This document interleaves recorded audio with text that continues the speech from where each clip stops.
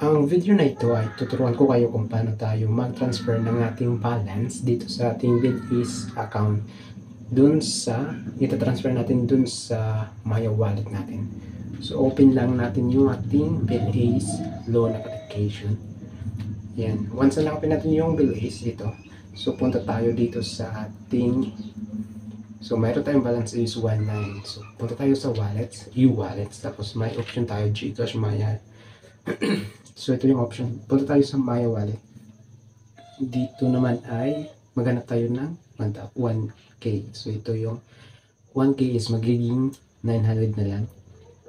So yung babayaran is 3 months or every month, twice a month. So click lang natin yung every month lang. Tapos continue natin. I-review natin yung mobile number na naka-register sa ating Maya number.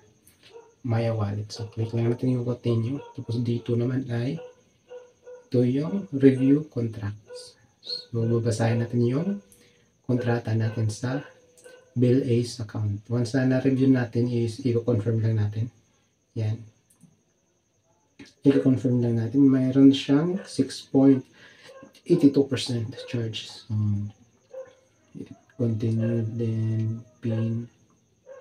So enjoy. Ibig sabihin nun kapag ganito, you have successfully tap up Maya wallet. So ibig sabihin nun successful na yung transfer natin sa BillAce to Maya wallet.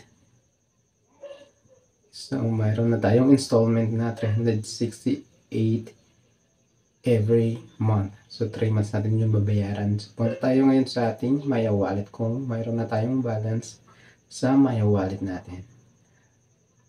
Maya wallet. So ito yung Maya wallet natin. Click lang natin yung Maya wallet. Tapos dito is refresh lang natin.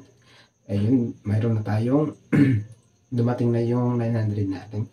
Mayroon na akong balance na 31. Tapos nadagdagan ng 900. So ang total ay 931 pesos. So ganun lang kasimple kung paano tayo mag-transfer ng balance natin sa ating BillAce loan application to Maya wallet.